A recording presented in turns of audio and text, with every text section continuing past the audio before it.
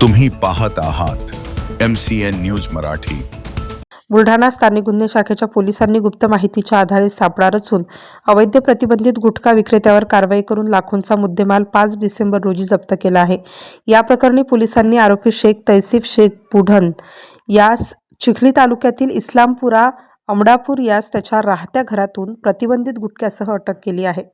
सदर आरोपीस ताब्यात घेऊन पोलीस ठाणे अमडापूर येथे अपराध क्रमांक 395 2025 कलम 223 274 275 123 VNS सह कलम अन्न सुरक्षा मानके कायदा कलम 2006 चे कलम 26(2) शिक्षापात्र कलम 59(1) अन्वये गुन्हा नोंद केल्याची माहिती पोलीस प्रशासनाकडून देण्यात आली आहे।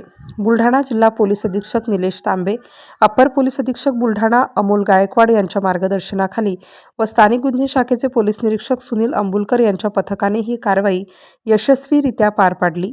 MCN न्यूज मराठीकरिता प्रमोद मिश्रा, बुलढाणा।